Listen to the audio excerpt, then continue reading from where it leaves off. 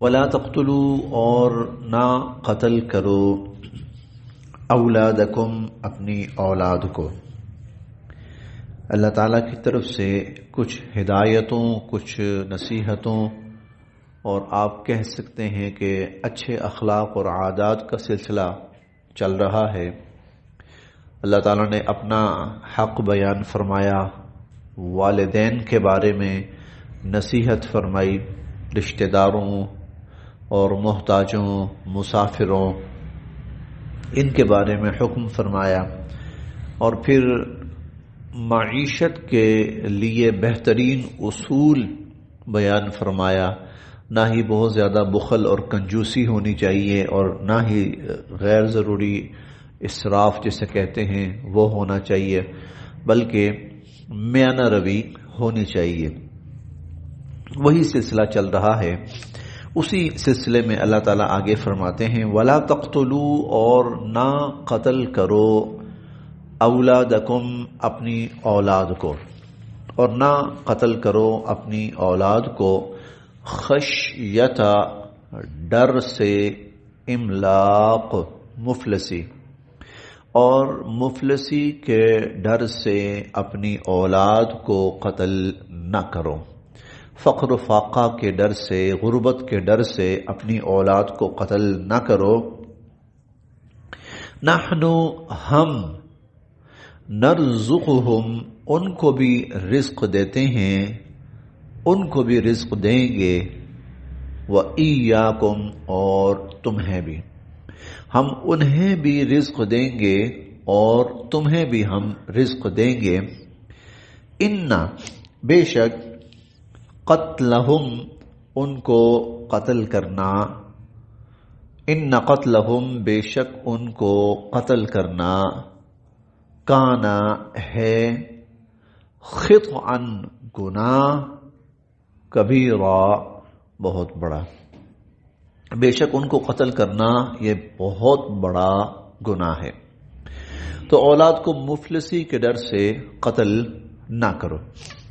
انسان کئی دفعہ جلد باز ہے نا، ہم نے پڑھا ہے جلد باز ہے اور کم ہمت ہے انسان، تو کئی دفعہ حالات سے وہ ڈر جاتا ہے، حالات کے ڈر سے وہ کوئی غلط فیصلہ کر بیٹھتا ہے۔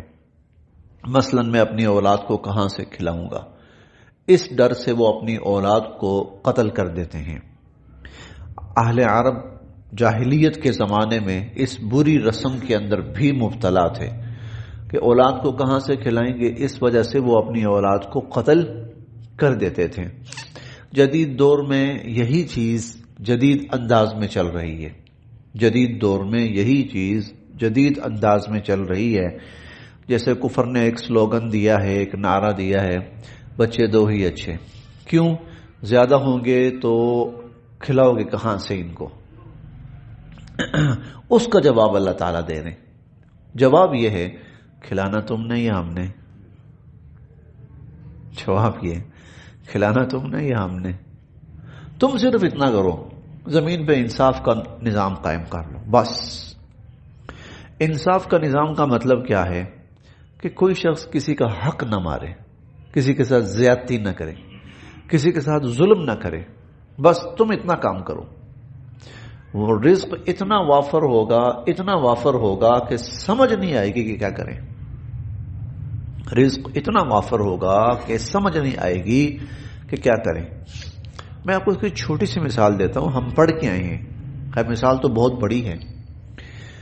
حضرت یوسف علیہ السلام کو اللہ تعالی نے مصر کی حکومت دی، دنیا میں قحط پڑا، لیکن اللہ کے نبی عدل انصاف کے ساتھ، حکمت اور دانائی کے ساتھ نظام معیشت چلا رہے ہیں۔ اللہ کے نبی اکیلا مصر دنیا کے نامعلوم کتنے ملکوں کو رزق فراہم کر رہا تھا، اناج گندم فراہم کر رہا تھا کہ کوئی بھوکا نہیں مرے گا۔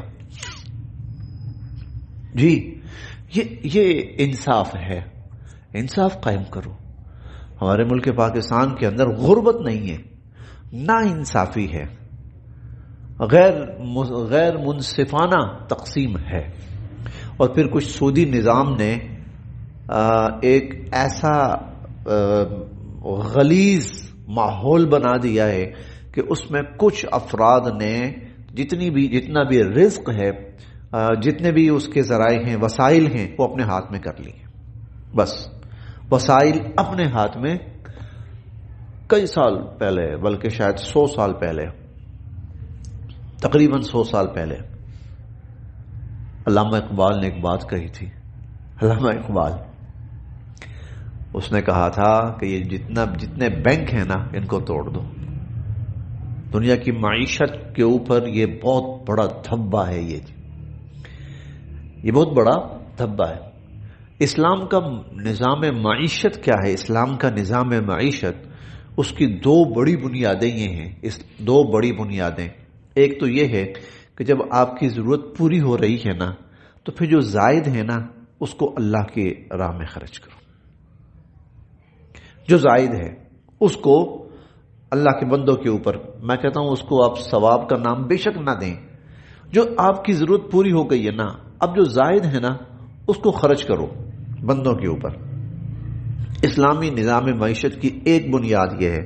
میں کہتا ہوں صرف ایک یہ بنیاد، وہ جو ہم نے پڑھا نا، قل العفو یسألونک ماذا ينفقون، لوگ پوچھتے ہیں کیا خرچ کریں، آپ کہیں جو زائد ہے.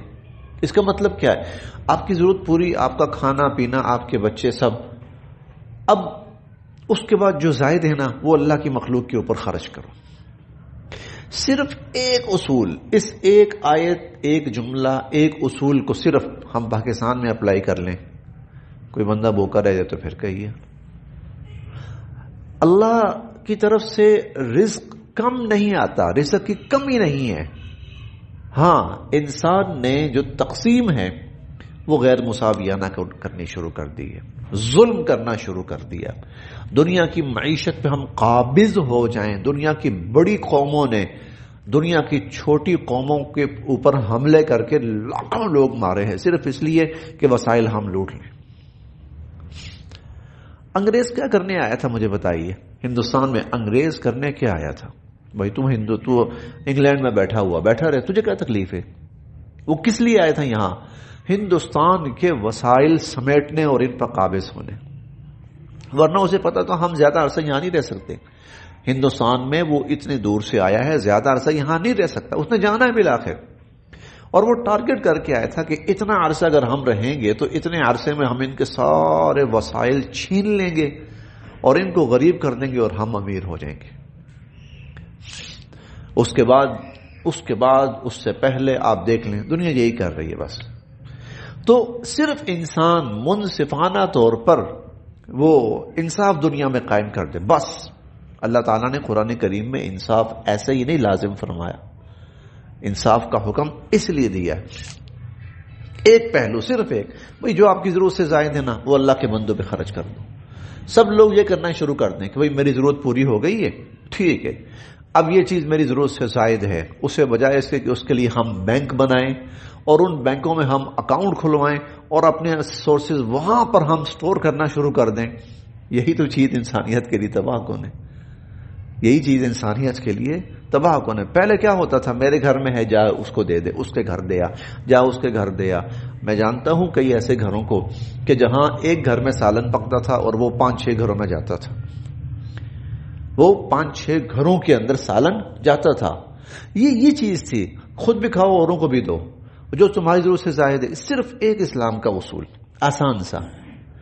تو اصل چیز اللہ کی طرف سے رزق کی کمی نہیں ہے، بلکہ انسان کا ظلم اور انسان کی ناانصافی وہ لوگوں کو اور قوموں کو بھوکا مارتی ہے.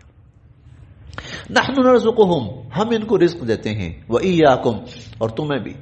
انصاف پر حضور علیہ الصلوۃ والسلام نے کیوں اتنا زور دیا تھا؟ وہ سخت ترین جملہ بولتے ہوئے زبان لڑکھڑاتی ہے. انصاف پہ حضور نے بہت سخت ترین الفاظ استعمال فرمایا، زبان لڑکھڑاتی ہے. آپ نے فرمایا تھا کہ میری بیٹی فاطمہ چوری کرتی، لو ان فاطمہ بنت محمد سرقت لقطع محمد یدہا، تو میں محمد صلی اللہ علیہ وسلم اپنی بیٹی فاطمہ لخت جگر کا ہاتھ خود اپنے ہاتھ سے کاٹتا. یہ سخت ترین جملہ حضور علیہ الصلوۃ والسلام نے. کیوں؟ انصاف قائم ہو جائے گا نا، ٹھیک ہے، انسان صرف انصاف کا معاملہ کرے، نا انصافی نہ کرے، بس رزق اتنا ہے کہ ختم نہیں ہوگا، رزق اتنا ہے۔